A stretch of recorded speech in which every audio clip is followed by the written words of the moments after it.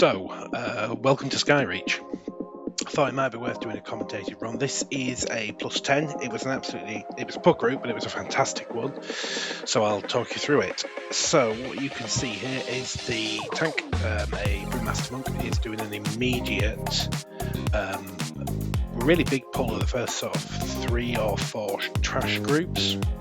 I'm going to paint SUP to just reduce the incoming damage, just level it out, let me focus on the DPS, being aware of the knockback here from the birds. I'm going to pop Evangelism, use Power Word Radiance, not just to apply atonement but for the healing, Penance on cooldown just to proc Void Shield.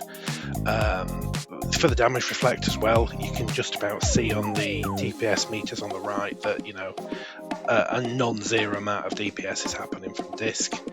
And as we're moving through, it's fairly straightforward to keep everybody pretty high. It's a melee cleave, so they are pretty tanky, but it's relatively straightforward keeping them all alive. And that's sort of the first ring of trash in Skyreach. And then as we move up onto the first boss platform, again, there's the potential here of a knockback. And the biggest wipe course here is when somebody, tank or healer, gets knocked off, and then in the process of them rezzing and running back, everybody else is dying, and it can just really snowball in terms of deaths. Somewhere around here the paladin does die, but I'm not quite sure how and why. But they do manage it, so we're just clearing the last trash pack now before the boss turns up. Conscious that I need to be at relatively high mana because this boss is pretty healing intense and pretty movement heavy, and it's possible that if something goes wrong I'll have to pop some cooldowns and hardcast. Tanking him on one extreme of the platform. It's tempting as a healer to be on the other side, but you don't want to risk your DPS being out of range. Not a lot of damage at this point, so I can just sit there and spam smite, and in comes the dot. Powerword Radiance and a Penance out there, proc a Void Shield, get some of that damage reflected. And you can see, damage meter at the bottom right, that there is actually a fair bit of DPS coming out just from Void Shield. Obviously boss is dropping quick, and being targeted by a Chakram, just sidestep it. And in this kind of intermission phase, this is where it can get a bit leery, especially with melee. It doesn't take a big mistake from them to die really, really fast.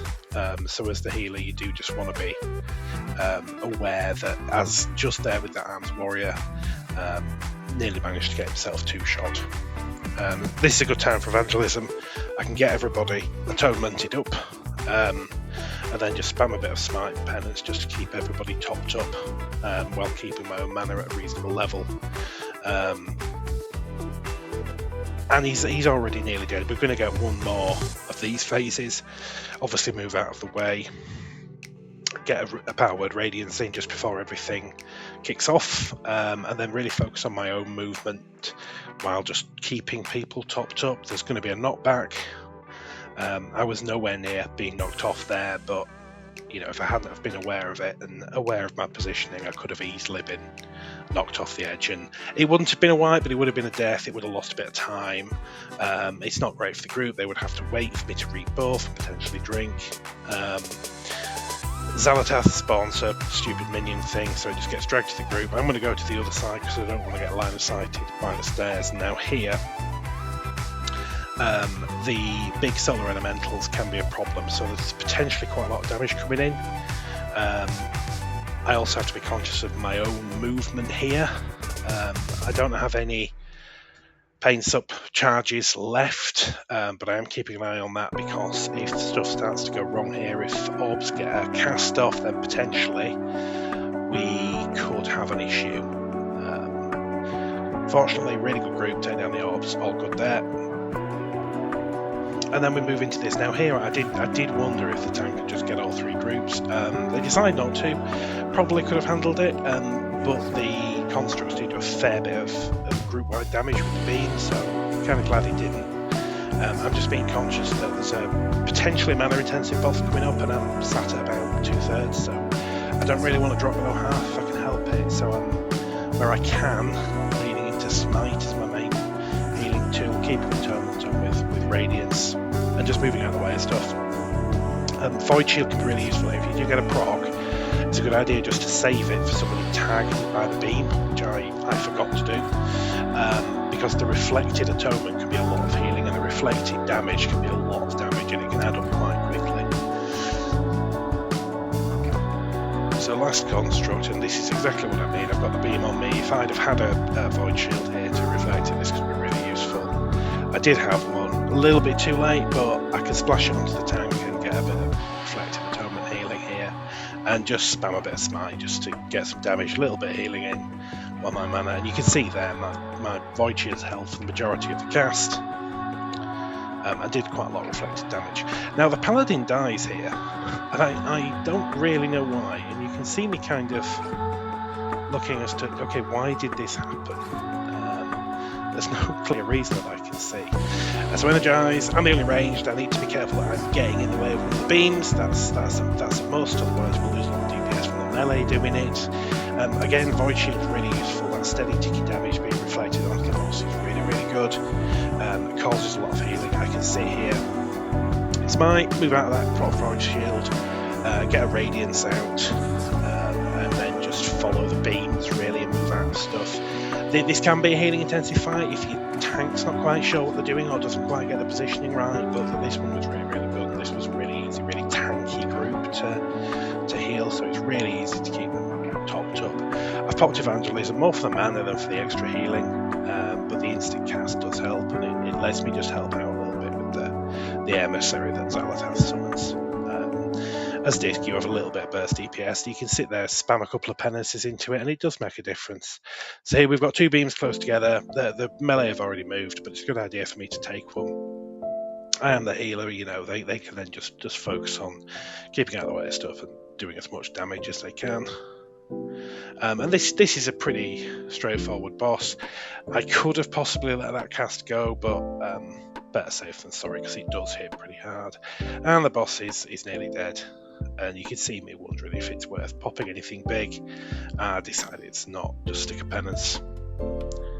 And again, the Paladin here, for some reason this Paladin took a lot of random damage throughout this whole run. Thank you, Shaman, for the movement increase, very useful. This Chamois was enhanced, which I don't see a lot as a healer, but really good utility, really good to see.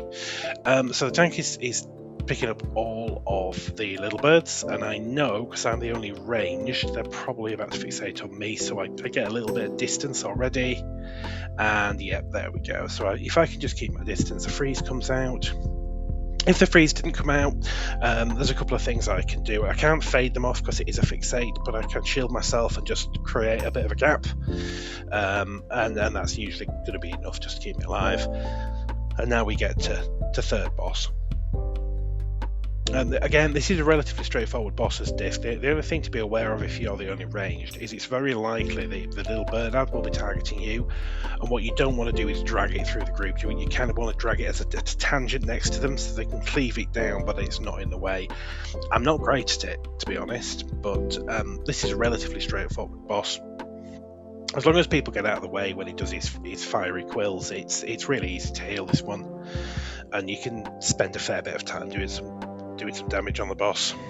You see me wondering how much Void Stalker Sting from my trinket adds up to. Not a lot.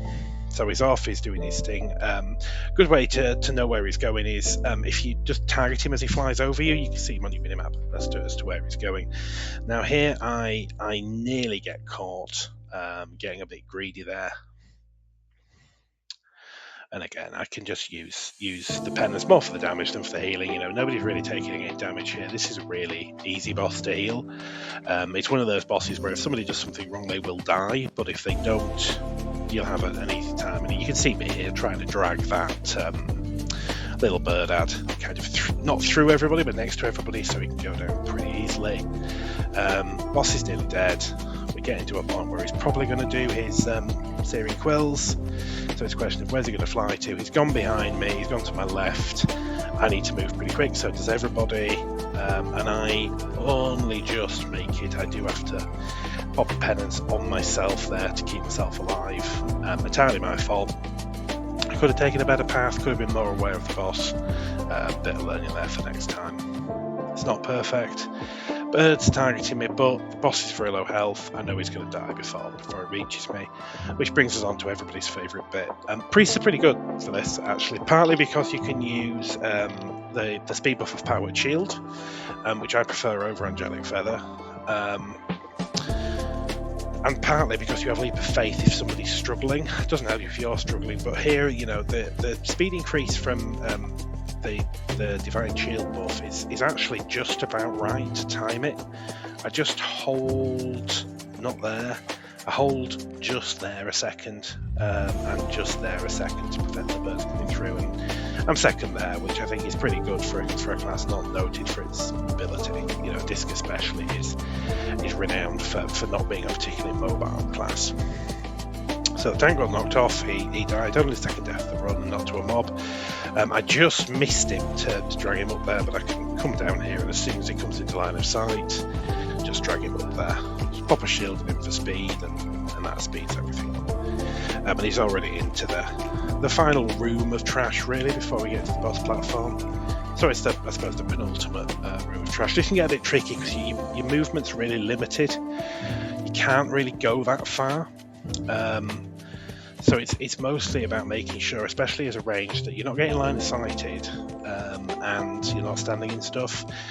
This orb spawned at an unfortunate location behind everybody. It's going to get a cast off, but one is not the end of the world, and it then dies pretty quickly. Tank's on Red Stagger, he's taking a lot of damage, so I stick a penance into him, and that's fine, he's all good then. So we're nearly there. We're most of the way there at this point. Again, another one of these solar elementals. Now, the worry here with these stairs is it's really easy for tanks to line of sight you, and they have to kind of go up there quickly, so it then becomes about your positioning. If you go too far through this doorway, you'll pull the trash behind you, and that could very easily lead to a wipe because it's quite a tricky trash. So the best thing to do is to just sort of line yourself up with the doorway, give yourself the maximum amount of time and space to work in, and then if you get targeted like this, move side to side rather than back. Really good thing to practice if you're a new healer in Mythic Plus is quieten your movement. Don't be moving unless you need to. Don't dance around for the sake of it. Again, we've got another Xalatath spawn. It dies really quickly. We'll just take it out and take it to the trash. And I did think here, is he going to pull the whole room? And I was kind of prepped for it. You know, mana was okay, had pain suppression up. I would have been alright, I think, if he'd have pulled the whole room. He's a good tank. They are doing a good job of mitigating. But you know, the combination of the various buffs, and I'm now so without one there because I can see he's ticking for quite a lot. He's ticking for 50k every 2 seconds, so good opportunity to get a void shield out to reflect a bit of that damage. And we're on the very final trash pack, and the group's bringing them back, so when the boss spawns, we're already in position.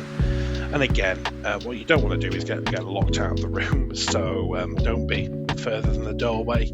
But about here is kind of okay, and then I can move forward when needed.